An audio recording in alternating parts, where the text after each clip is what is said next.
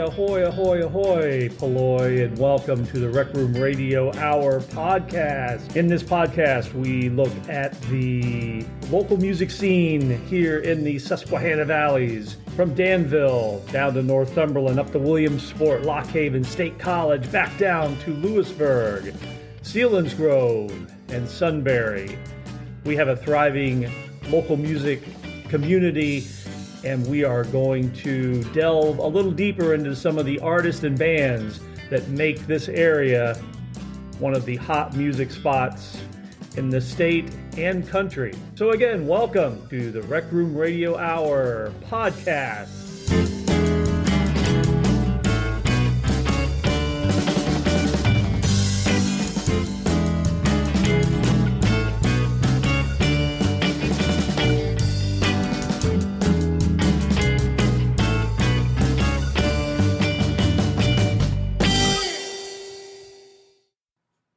Hey, welcome back to the Rec Room Radio Hour, and we are sitting down with the legendary, the incomparable, the one and only Leo Armbruster.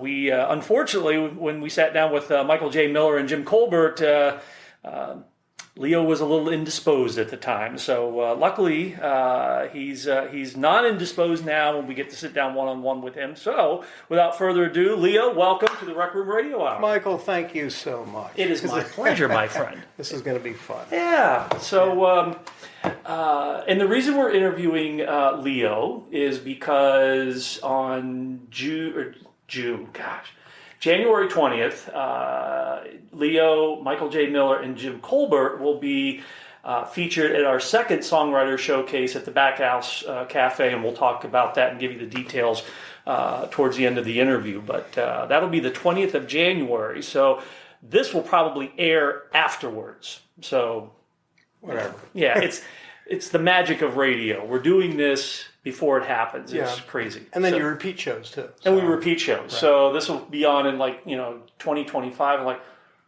well, they're not doing anything on the 20th of January. And it's August. So anyhow, or Leo, welcome. Or with our age, somebody's dead. That's true. I wasn't going to go there. But, So Leo, welcome. It is so good to sit down with you finally. Yeah. Same here. Yeah. So, where do we start? Let's. We're at Leo's home in Lewisburg. Where is home? Where did you start? Where did young Leo run around at? Montoursville. Same as you, my friend. Montoursville. For a while. Yeah. How long were you in Montoursville? All my life till I moved. No, till how old were you? I was out of college. I was no kidding. 22 wow. when I moved out of Montoursville. So you're an alumni of Montoursville High School? Oh, yeah. Oh, the old blue and gold? Oh, yeah, the Warriors. Can I ask what year you graduated? 1970. I graduated... Now you can age me, audience. Oh, no. I graduated 10 years after you from Montoursville. Oh, you're such a young man. Oh, well.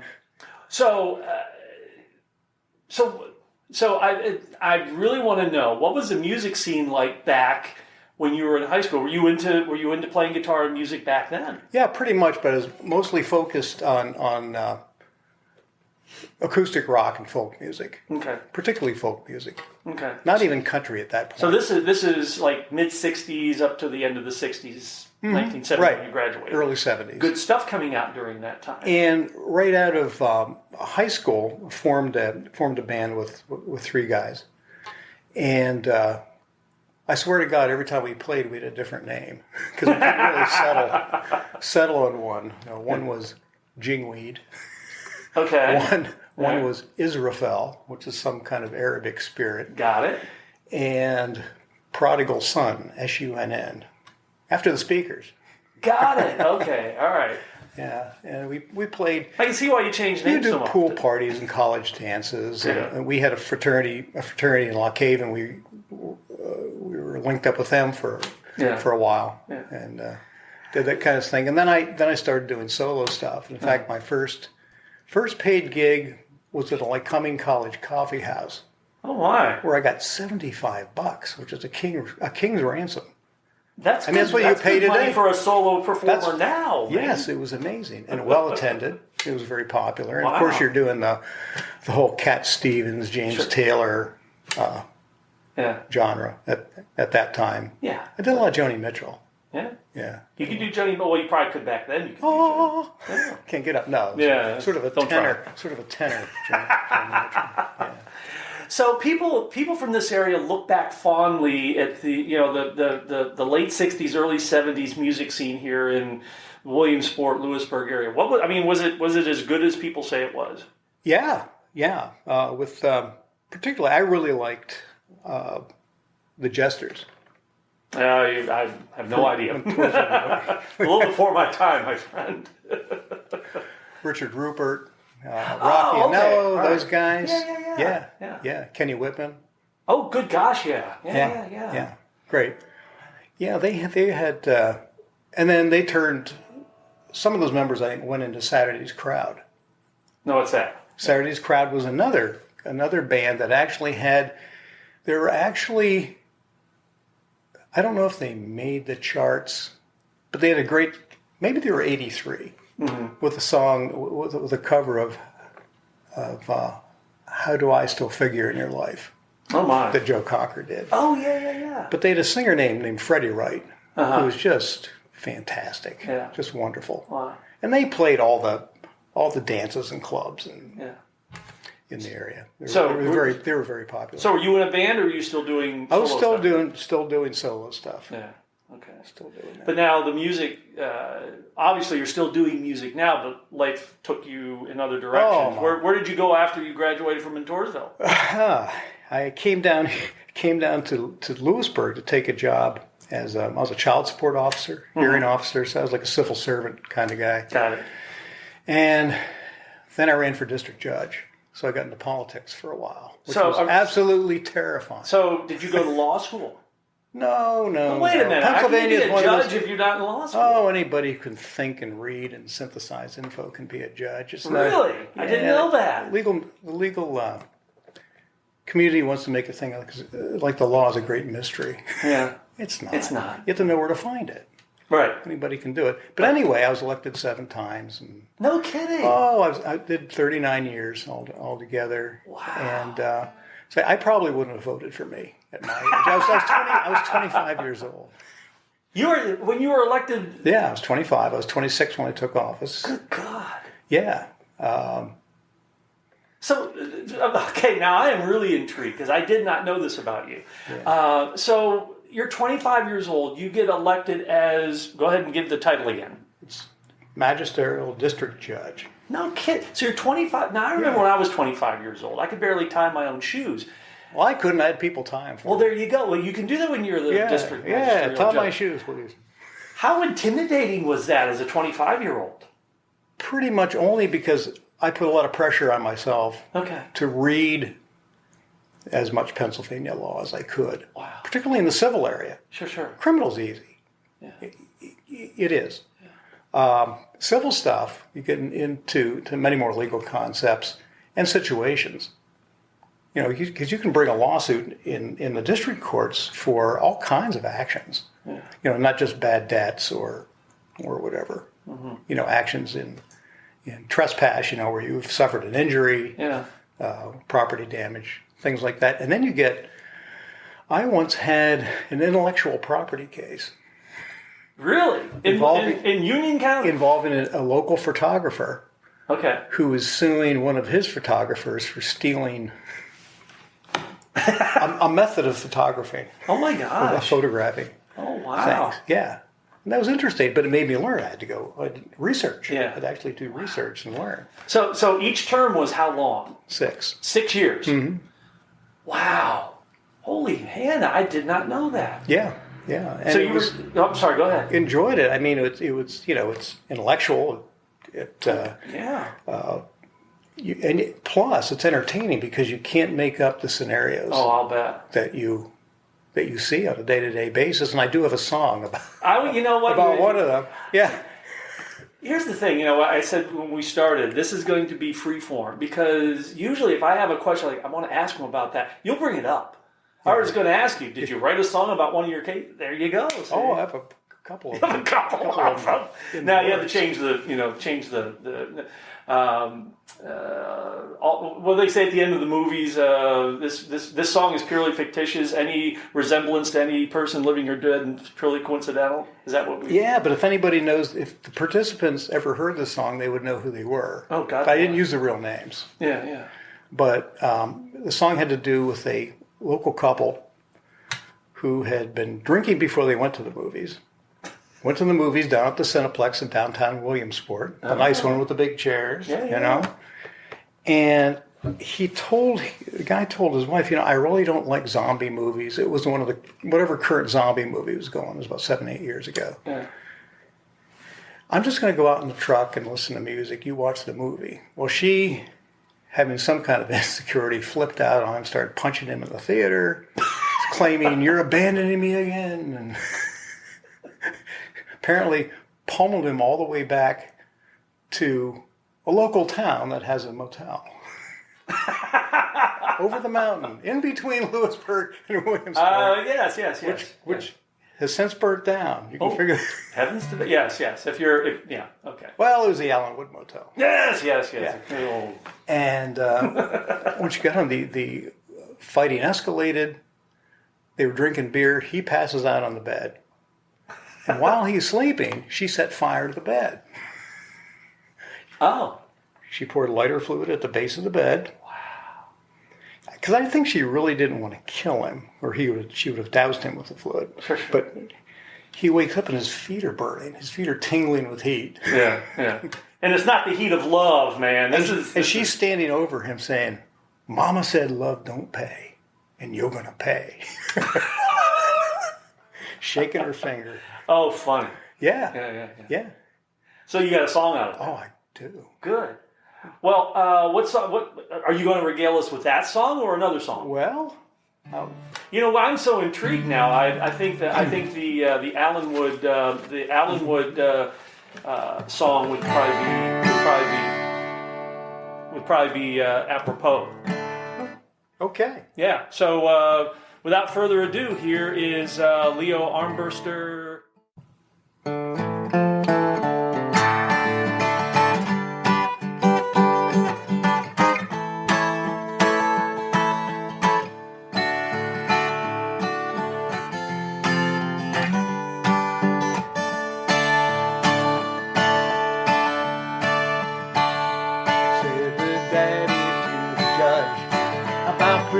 Sarah's veil, why so high? She's a good girl, don't you know? Oh, she set fire to the bed of her one true love, 'cause she bolted out that zombie music show. Left her alone at the zombie movie show. Her Sammy bolted from the Cineplex saying, "I can't stand this film about all those folks who just would not stay dead. And I swear to my sweet Jesus, she would eat me if she could. She's a zombie woman and she must be fed. She's a zombie woman and she must be fed." Said her daddy to the judge, "It's all her mom's doing, always telling her Sarah true love just don't pay. Oh, Sarah, sell it if you can. Leave behind your heart, 'cause a man will always break it anyway. Because a man will always break it anyway." Oh, said her daddy to the judge, "That's just the way it is. It's so sad, but it's so very true. I've got a street girl for a daughter and a fee for a son, 'cause their mama went off her rocker feeling blue. 'Cause their mama went off her rocker feeling blue." Oh, Sandy was a laying there, sleeping on the bed that they rented from that old landlord hotel.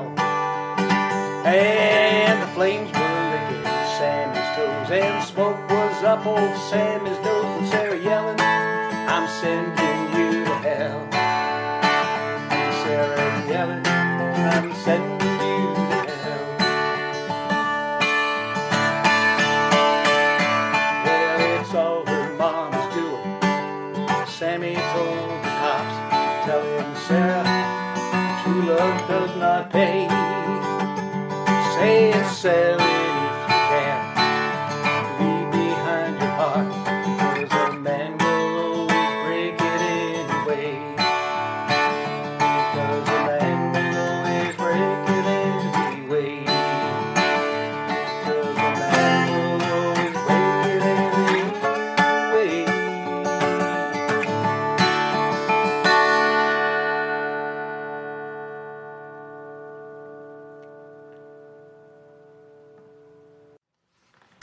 Excellent. So that was called, what? Mama says love don't pay. It don't. It don't. Oh, man. She was very firm about that. Yeah, no kidding. That's great. She actually at the hearing on this matter, she actually came up and shook her finger at me. No. She basically says, I'm not scared of you, Mr. Judge. She did have some underlying emotional problems. You think? Yeah. Wow. So now, during you said how many years were you 39. 39. Did you do music during that time? Were you a little playing bit? out? Yeah. Finally, when my son was a junior in high school, I hooked up with the Folk Justice Band. Now, did you start that? Yeah. Did you really? Well, actually, I was the third one in, I believe. Actually, it was Rick Findlay and Reverend Glenn Crook. Okay. From the great musician from the penitentiary. Oh, okay. And theologian. Oh. I can tell some stories. And then we picked up Brian Gockley. So Brian was in already. Then I came, and then a fellow named Bob Albin. Okay. So time frame. What are we talking here? We're talking about 2006. Okay. 2006. Right. I was with them for 13 years. No kidding. Well, then Steve Jordan replaced me. Oh, well, see, Jordan became Leo. The part of Leo will now be played by. So Jeff Schneider was bass player for our band for a while. Yes, I know. And there's so much cross connection. I know, and that's the other great thing about this area. What a nice guy to work with. And he's a great guy. But we used to joke with him, because he was in Folk Justice Band while he was with our band, and I kept getting you guys confused too. For scheduling, going to see people. Oh, okay. Yeah. Well, we used to joke to Jeff, it's like, wow, people like Folk Justice Band now, but it doesn't, the classic Folk Justice Band with Leo, that's the folk. No Leo, no Folk Justice Band. Well, that's very nice. That was our, it was kind of, but they just actually played, it's been said, but which I like very much, of course. They just played down at their annual New Year's Bull Run Tap House thing. Yeah, it's basically it's so much a Bucknell band now. Most of them are affiliated with Bucknell. Okay. And tight little community, and they don't do the 30 gigs a year like they used to. Yeah. And it's occasional, and they're older. You don't want to gig every night. Yeah. Some people do, and then they one foot in the grave and the other on a banana peel. Yeah, but you talked about the cross-pollination between the various projects around that. That's the other thing that's great about this area is, everybody, just about everybody, is very supportive of each other around here. Oh yeah. It's very collegial and so we're not. I don't know. I'm not competing with anybody. I'm here to help people out, man. Right. So speaking of cross-pollination, you're working on you got a couple projects going on right now. Right.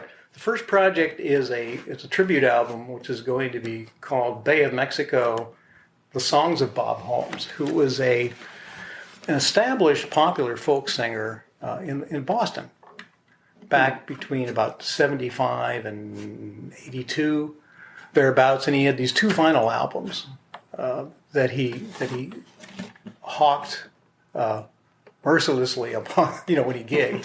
Sure. And also, he would stock them in college bookstores. Oh, really? And local, independent bookstores. Uh-huh. And he had quite a following up there. His nickname was the King of Harvard Square because he played the folk clubs up there. And again, this man's name is Bob Holmes. Okay. All right. And we talked about that. I have an active phone and email. No kidding. Relationship with him, yeah. So you're calling him up, like talking to him like a friend. Well, I consult, and I'll throw him. I consult because I have to ask him permission to. I've asked him permission to change lyrics and add lyrics, which I have. I've added a bridge to at least 2 of his songs, and he'd say, "Man, he's very soft spoken. Man, that needed a bridge. Thanks for doing that." So let's make sure we're clarifying our terms. So you're on a collegial. So this guy is one of your big influences. Definitely. When I bought his 2 albums at the Rhythm Stick Vinyl Store here in Lewisburg that Rick Totten ran back probably about 1980, 81. And there are some gems on that. In fact, I might even give you one. I have a couple sealed in vinyl, and that's another story. Oh, wow. Or sealed in cellophane. And I fell in love with his songs, which are very topical. He's a balladeer. They're topical, biographical in many cases. Wow. James Dean, Buddy Holly, Marilyn Monroe, Jack Kennedy. Also writes. He writes in so many different styles. He's a good blues guy. Wow. Classic storyteller. His voice is derivative, which is probably why he didn't get outside the region, because it's derivative of. If you could imagine Dylan, John Prine, and Arlo in the same throat. I don't think that would be that bad, actually. Well, it isn't. But I think on some of the songs he sounds like he's imitating Dylan, but he's not. And when you talk to him on the phone, you can tell. Yeah. He says, "Nope, that's my voice." Yeah. The one he did have a big regret is that he didn't have a stage name. Because in the Boston area, there were 3 professional and semi-professional players playing actively named Bob Holmes. Really? One was a jazz guy, a jazz bass player, did solo bass runs. One was the Bob Holmes who was the lead guitarist for one of the first country rock bands called Rubber Rodeo out of Providence. Oh my They God. actually did one of the first MTV videos. If you look up Rubber Rodeo, with my friend Mark Tomio, from who was this pedal steel player, who has tracks on this album. He has sent tracks on. Well, he's in Arizona now, isn't he? Yeah, well, he recorded and sent tracks to me from Arizona to put on this project. Okay. And he and Jeff Schneider and I had a trio. We did 4 gigs doing the 2 Bobs, Bob Dylan and Bob Holmes. Oh, wow. And when he came to the first practice at Jeff's house, he says, "I know all these Holmes songs." I said, "Well, how do you know these Holmes?" He says, he and I had a guitar studio in Boston together, right down the street from Berkeley. We taught guitar up there together. Wow. Yeah. It's a small world in a small town and a small community. So we hooked up like last summer. He came home and he presented to me these 2 sealed in vinyl. Well, I already had them. Yeah, but I still. had numerous copies, but he gave me these sealed in cellophane Holmes albums. Yeah. So you, I mean, you said, well, I'm just consulting. You're kind of collegial with your influence. It's sort of like you and Nez. Great? It's like if Nez let you write a song. Oh, I couldn't imagine. See, But this guy, he says, "It's folk music, man. I don't care what you do with my songs." Wow. And he lives in Cleveland now. Okay. He had once techno and rap hit Boston, the folk clubs dried up. There was no market. He couldn't make a living, so he fell back on his college degree as an environmental scientist. Oh gosh! And he did that for 20 years, and then finally retired and moved to Cleveland because he has 2 brothers who lived there. Okay. He's originally from Turtle Creek, PA, out near Pittsburgh. No kidding. So he's a Pennsylvania guy. Oh my gosh! Yeah. Wow. Cool. So you're doing a whole tribute album to him. Yeah. Wow. Yeah. Cool. Yeah. What's he think of that? Well, he loves it, of course. Well, I don't know. Be flattered. He might be like Tom Waits and not like anybody covering his stuff. That's true. Well, he isn't. He likes it. You know, he's my age. He's 72. Okay. Well, he's 2 years older. You weren't supposed to give your age away. Go ahead. 2 years old. What's the difference? Yeah, I don't care. I'm proud of it. 70 is the new 16. That's right. 60's At least in my head. 60's the new 25, so that's the way I look at it. Well, don't you actually, when you look in your mind's eye, I'm like 15 behaviorally. Right. Yeah. I think that musicians stay younger. Yeah. You see it all the time. Right. You see these guys who have lots of zip in their 80s out still playing. Look at all the bands still out there. Well, Gordon Lightfoot, man, he's over 80 now. And he's still out there trotting the boards. He lost his pal Ian Tyson last week. Yeah. Also a big influence on me. Oh, wow. Ian Tyson, his songs and songwriting ability. And I just think that's the first project that you've got. Uh-huh. And I'm just gonna read down through because this is all. Now your first album is a double album called. Give me the title again. Ellis Armbruster and the Lost and Found Alehouse Choir. Yes. Did you think that somebody would have to say that like on the radio when you titled that, because that's a mouthful? Yeah, I actually tailored it to, because I sent it down to all the college stations in the area. Yeah. A couple of songs up there occasionally get paid or played over at WXPI. Is that the Penn State station? No, WPSU? that's ours. No, yeah, it's you. XPI That's us. is you. Yeah, XPI is us. Whatever station is, and also on QSU. Okay. I've played my songs. Good. Yeah. Kind of.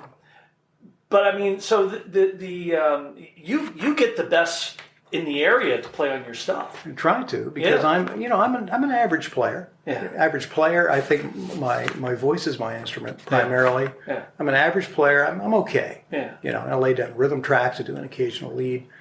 But these people really up the quality. Yeah. Of the. Well, I mean, this is like a who's who of the local music scene. Brian Nokier, Kimbo, Bruce Barr, our good friend Bruce Barr, right. Tim Ladishaw, Shelley Whitnack from Celtic Wooden Wires. Right, exactly. Laid down some viola for you. And we fiddle. were talking about and that. fiddle, 2 songs. Oh, okay. Mm-hmm. KJ, I mean, the list goes on and on of who is playing on the Joel Vincent on drums and percussion. Steve Adams doing a lot of keyboard. Yeah. So stuff. I really tried to get as many percussionists as I could. Yeah. Too. Wow. So Kenny Spoonboy DeMelio. He plays with everybody. Playing. Yeah. But that's good. Yeah. And Carolyn Gaddy. Yeah. Sean Madden. Yeah. Yeah. It's a who's who of people course, on your album. And of course Joel Vincent. Yeah. I think John Erdley's on deck. John Erdley's on deck for Did Joel keep his pants on during his sessions with you? Sadly, yes. Okay, good. Yes, he did. Good. Yes, he that's did. a running joke with him. I know. Yeah, I know. So that's your first project that you're working on. What's the other project you're doing? The second project is my originals. Good. And some retooled rootsy songs. Okay. In the public domain, mostly in the public domain. Yeah. Things like CC Rider. My version's completely different than anybody ever. Good. ever did it. Good. And I wrote a bridge for it. You're good at that. I wrote an extra verse for it. Oh, very good. Extra verse for it. Good. Yeah, I just feel compelled. Yeah. So there's something missing. I got to add something. Yeah, but see, if it's a public domain song, help me out here, Judge. Mm-hmm. If it's a public domain song and you write something, it now becomes, you can claim a copyright on it. You can claim a copyright on it, partial copyright. Yeah. Yeah, if anybody wants to record it and they get it. Well, actually, Folkways owns, like for CC Rider, I think Folkways Records owns the copyright on it. And oh, wow. And I would have to get I have a letter into him to get permission to add this verse. Yes, permission. But I do. But I have Bob Holmes' permission to do anything I want, which is really cool. I just think that's so cool that you're. Yeah. He said, I've reduced all these rough mixes you're sending me to a CD, and my wife and I listen to it in the car when we're driving around. Oh, God. Boy. Lucky you. I mean, we had talked about, I forget who we talked about this with, meeting your influences. I don't want to say your idols, because that implies that you're worshiping them, and I don't think we do. But you get to meet your influences, and it could go bad. It could really go bad. Oh, yeah. Well, this guy was just warm and funny. Yeah. He was funny. Yeah. He's kind of pretty far left in his politics. So he's a very wry sense of humor. Yeah. Stuff like that. And he wrote a lot of political songs also during his time. And it's been something. I just talked to him right after Christmas. Really? Talked with him. Yeah. Wow. Long conversation. See. Yeah. Lucky you. It really. I mean, and speaking from experience, it's good when you meet your influences and it turns out to be a good thing. It doesn't go bad. Because like I said, they could be real jerks. Because they're human. I mean, they're just regular guys and gals. So you gonna lay us another song here? Yeah, think about what I'm going to play. I want to get a play. All right. Well, while Leo is trying to figure out what to play, we'll. It looks like he's already got something to play here. So. I'll sing my lottery song. Okay. It's called Powerball.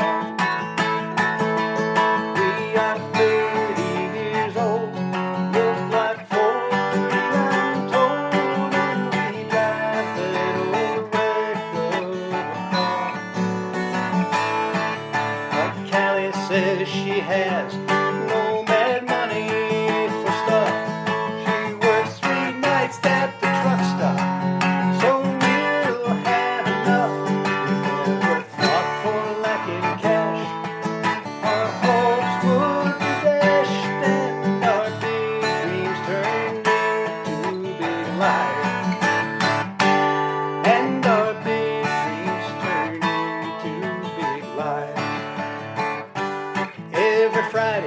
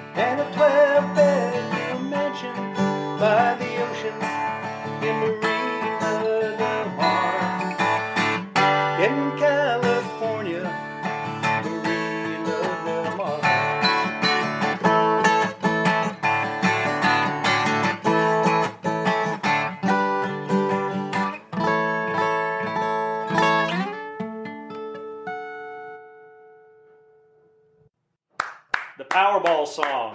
I love it. Absolutely love it. One you wrote. Very good. Yeah. Very good. Well, I wrote the other one too. Well, yeah. All right. Yeah. So you're going to do the... I only have like 6 really good songs that I'm proud of that I want to play. Well, you're going to play them. You're going to play them up at the Back House Cafe. Yeah. Leo and Michael J. Miller and Jim Colbert will be... this will probably air afterwards, but they're doing the Songwriter Showcase on the 20th of January at the Back House Cafe, 901 West 4th Street in Williamsport. Leo Armbruster, Michael J. Miller, and Jim Colbert. Probably by the time this airs, that will have already happened. So, it was a good time, I'm told, anyhow. So. Yeah. So you can only go from what people tell you. That's right. Especially if it's what you want to hear. Right. So we talked about your background and your influences. What besides the 2 projects? What else you got coming up? Well, the show for the album release for Bob Holmes. Oh, yes, do tell. A core band with myself playing various guitars, and Joel Vincent's on board to play drums. Good. Jeff Schneider's going to play most of the bass. Kimbo's going to play some, and the people who filled in with guitars will just get up and play on their song. Oh, good. Whatever. Wow. Yeah. Now, when's this going to be? We're trying to get a venue now and to get it big enough, because this is going to be big only because of the number of people we have involved in all their friends. Because the first one was at the Scarlet D Hotel, and they couldn't stuff it. They couldn't stuff as many people as we needed in there. Yeah. It almost turned people back at the door back in 2017. Okay. It was a big event. Yeah. It was fun with the great musicians. And it was actually probably the most electrifying day I ever had, because every song came off perfectly. Wow. It's like no glitches. Everybody was on their A game. And the room was crazy. And, Oh, good for you. And everything. Yeah. But it's going to be primarily a vinyl album, because it has to be vinyl. It's not a record unless it's on vinyl. That's right. To me. Yeah. But there'll be download and CD capabilities too. Good. So it'll sell its usual 400 copies, and that'll be it. Nobody will hear from us again. Yeah, that's okay. Make sure that you send us a copy so we can feature it on. Definitely. Once we get it mixed and mastered, I'll send you. Yeah. I'll just send you the mastered files. Okay. Wow. Before we send them off to. Oh, you're too kind.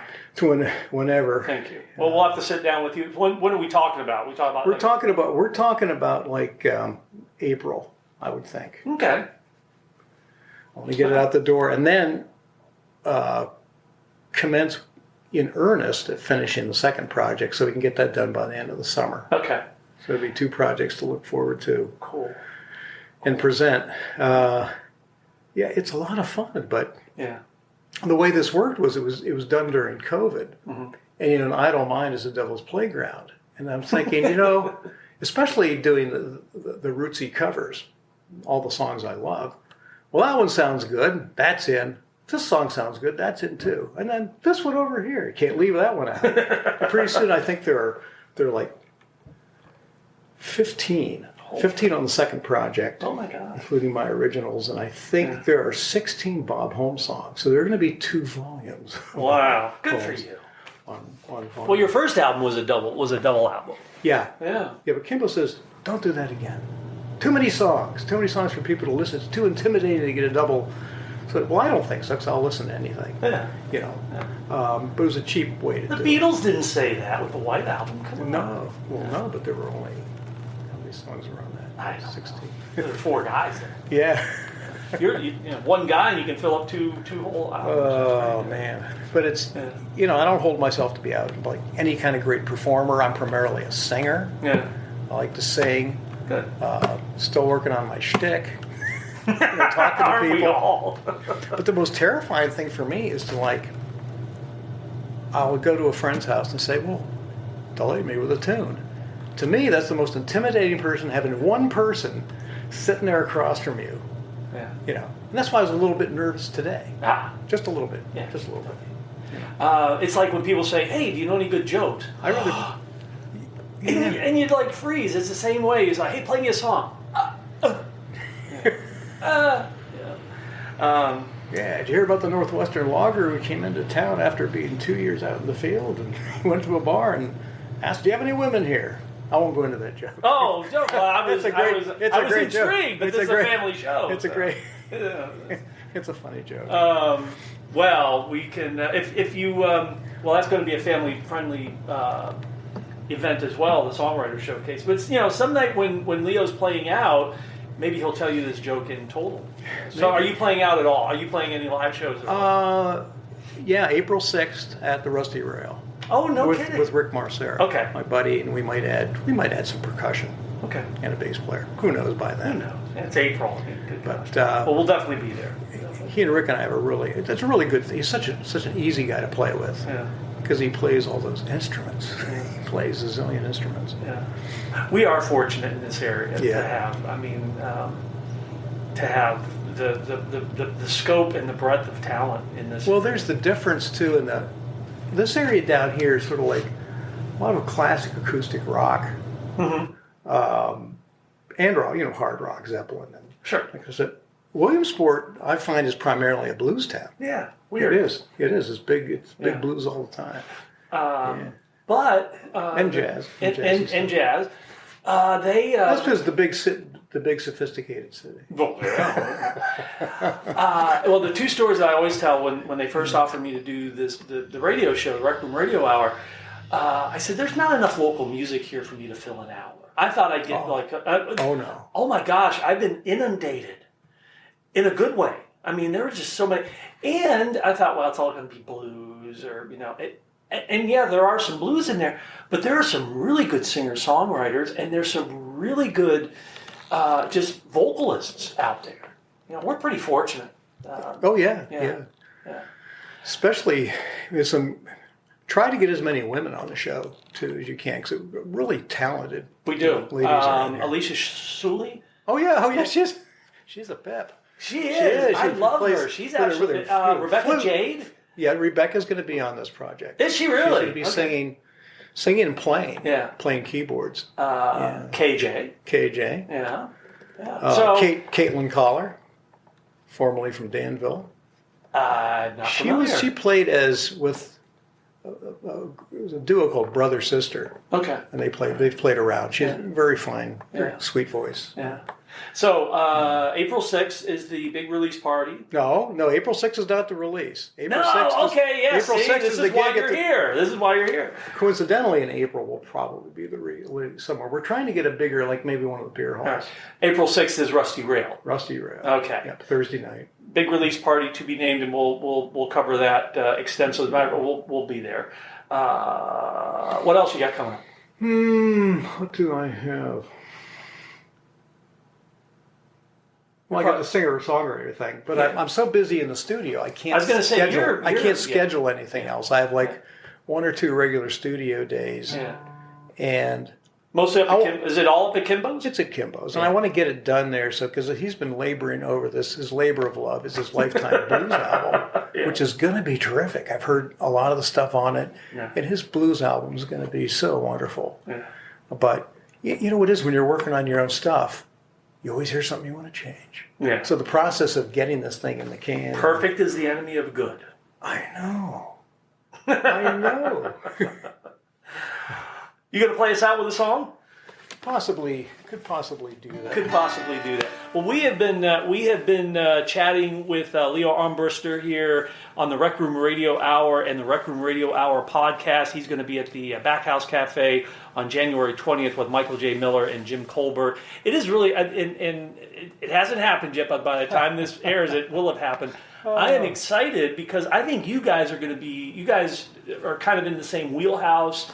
And I think it's going to be a really good night of singer-songwriter stuff. So, Leo, thank you for sitting down with us. Thank you. And we are going to... what are you going to play us out with? I might do one from... Let me do one from the Holmes tribute album. It's called James Dean. Sounds good. I actually recorded this. Is one of the 2 live recorded in the studio albums. I did this with Soul Medicine. It's going to be on the album. James Dean.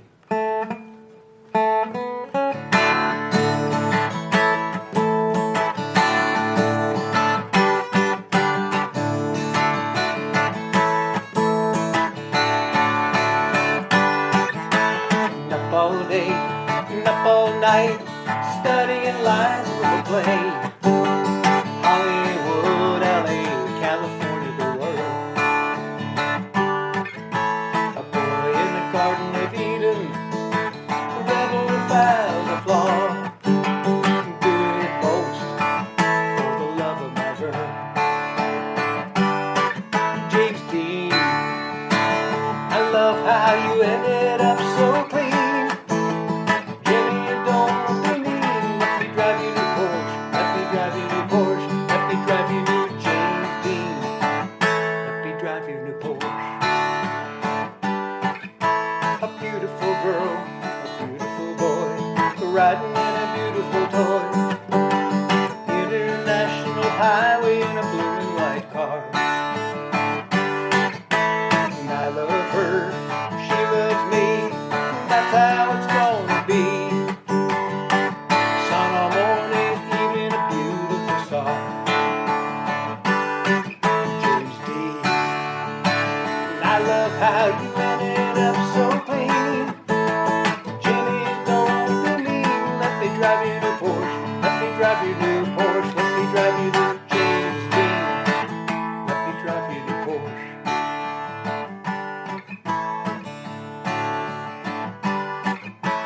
Roller dome, motorbike, living the life that I like.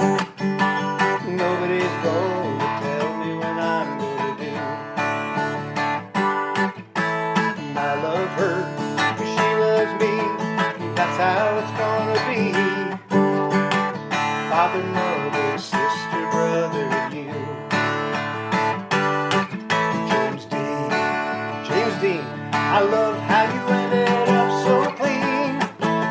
Jimmy, don't be mean, let me drive your new Porsche. Let me drive your new Porsche. Let me drive your new James Dean. Let me drive your new Porsche. Let me drive your new Porsche. Let me drive your new Porsche. Let me drive your new Porsche.